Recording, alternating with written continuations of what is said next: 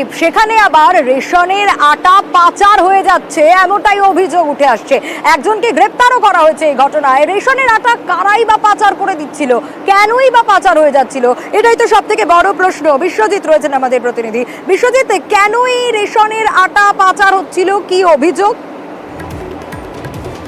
এই মুহূর্তে কিন্তু তারই তদন্ত প্রক্রিয়া চলছে। প্রতি সংখ্যক সরকারি রেশন সংস্থা কিন্তু এক ব্যক্তি হালুটপান কোস্টাল থানার অন্তর্গত যে স্বরূপনগর এলাকা রয়েছে সেখান থেকে পাচার হয়ে যাচ্ছিল, এমনটাই কিন্তু গোপন সূত্রে পুলিশ খবর পায় এবং সেখানে পুলিশের হালুটপান কোস্টাল থানার পুলিশ কিন্তু অভিযান চালিয়ে একটা মেশিন ভ্যান সহ প্রায় 45 বস্তা একদম আটা, যে আটা সরকারি লোগো এবং স্ট্যাম্প লাগানো রয়েছে, যেটা রেশনে দেওয়ার কথা, সেই আটা কিন্তু প্রায় 45 বস্তা আটা পুলিশ কিন্তু হাতে নাতে ধরে ফেলে এবং একজন ব্যক্তিকে কিন্তু ইতিমধ্যে গ্রেপ্তার করেছে এবং তাকে আজকের জিজ্ঞাসাবাদ করা হচ্ছে যে এই আটা কোথা থেকে এসছে এবং এই আটা কোথায় পাঠানো হচ্ছিল, এবং সেই বিষয় নিয়ে কিন্তু পুলিশ এই ইতিমধ্যে জিজ্ঞাসাবাদ চলছে।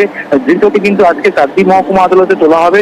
ধৃতের বিরুদ্ধে 369, 413, 414 ধারায় ইতিমধ্যে মামলা রুজু করেছে এবং জিজ্ঞাসাবাদের জন্য পুলিশ তাকে কিন্তু আজকে কাকদ্বীপ মহকুমা আদালতের কাছে কিন্তু পিসি তৈরি করবে যে এই ঘটনার পিছনে কারা জড়িত আছে এবং এই আটা কোথায় যাচ্ছিল তার প্রশ্নের উত্তর শুনতে কিন্তু হালুটপান কোস্টাল থানার পুলিশ।